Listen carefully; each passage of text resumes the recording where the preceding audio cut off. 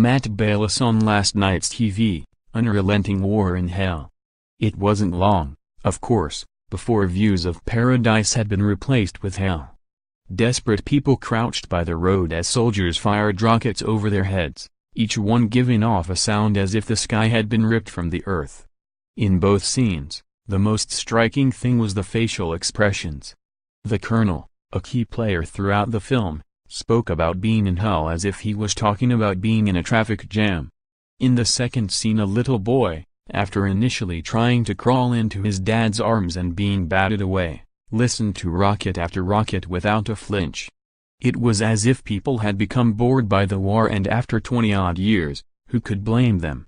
As well as following a cast of intriguing figures through the final months of Congo's most recent civil war, McCabe's film made a brave stab at unpicking the history.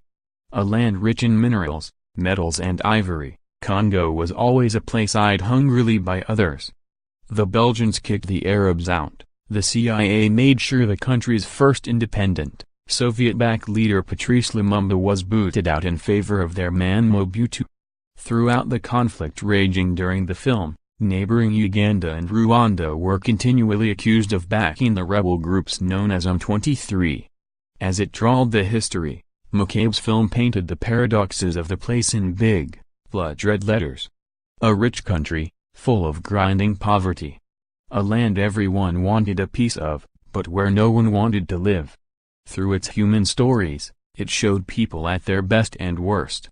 A dazzling lady known as Mama Romance risked her neck on trips to sell precious stones, an illicit trade that had helped her feed and school her kids.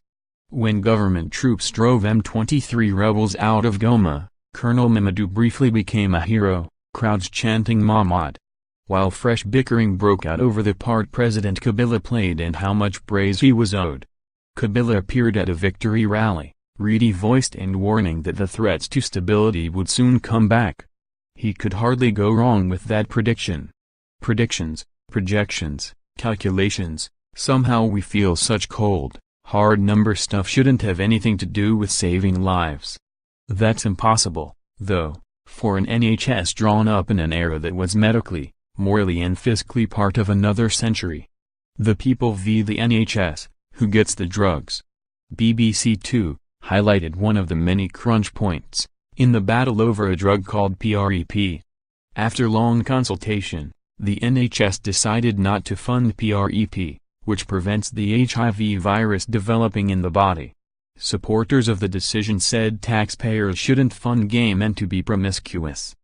Opponents said it saved lives, saved money on years of costly HIV treatment, and stopped a killer disease spreading.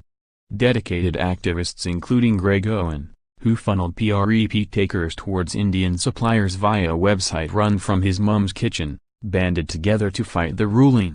They won, as arguments based on saving money so often do.